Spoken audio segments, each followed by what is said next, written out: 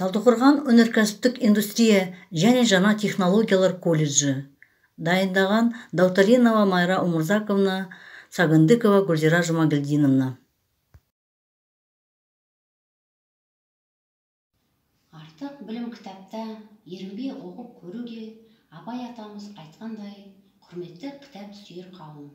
Биыл 100 жыл өмір сүріп, 100 жыл жырлаған, бірақ ұрпағына мәңгілік мұра қалдырған Жамбыл атамыздың туғанына 175 жыл толып отыр. Жамбыл атамыз Жамбыл облысы Шу өзенінің бойында, Жамбыл тауының бөктерінде, боранды ақпан айында дүниеге келсе, ал топырағы еліміздің көрші Жамбыл ауылында ақынның мұражайы мен кесенесі орналасқан.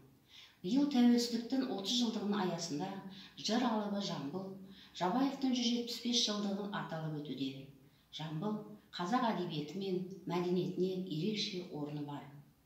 Алатаудай асқақ тұлғасы, жыл дүлдүлі, эпик ақын ретінде қазақтың өнерін биік шыңға шығарды. Төл өнеріміз айтыстың ерекшелігі, сөз тапқырлық емес, батылдық, өткірлік, шындыққа толы сөздер табылып, қалың жұртқа айқын жеткізе алды. Жамбыл айтысы әрдайым тереңдігімен, көркемдігімен, тарихи негіздерімен жұртты баурап алған еді.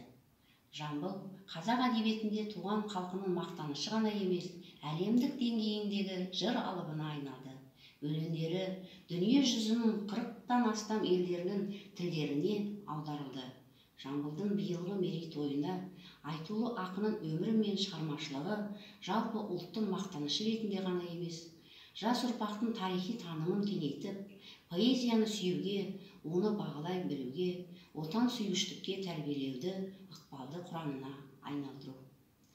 Жамбыл өлеңдері әлемнің барлық тілдеріне аударылған және жарияланған. Сол жеңіске Жамбыл Жабаевтың қосқан үлесін қазақ халқы да, ресейліктер де жадынан шығармайды. Жамбылдың Ленинградтық өлеңінің атақты өлеңі ешқашанда ұмытылмайды. Жамбыл Жабаевтың 100 жылдық ғұмырының соңғы 28 жылы Кеңестер одағына туысына өтті. Бұл ақынның қасиетіне де, қасіретіне де айналды. В этом году исполняется 175 лет со дня рождения великого казахского акына Жамбула Жабаева. Великий казахский поэт 20 века Жамбул Жабаев посвятил всю свою жизнь продвижению общечеловеческих ценностей, воспеванию справедливости и патриотизма. Его произведения переведены более чем на 50 языков мира. Творчество его актуально и по сей день, а также является объектом пристального изучения не только казахстанских, но и зарубежных литературоведов. Еще будучи мальчиком, Жамбул научился играть на домбре. В 14 лет он решил уйти из дома и стать акыном. И пел он исключительно на казахском языке. Неоднократно побеждал в айтысах соревнованиях видных акынов 19-го, начала 20-х веков. А в годы Великой Отечественной войны на всю страну прозвучали патриотические произведения его, среди них песнь «Ленинградцы, дети мои», посвященная защитникам блокадного Ленинграда.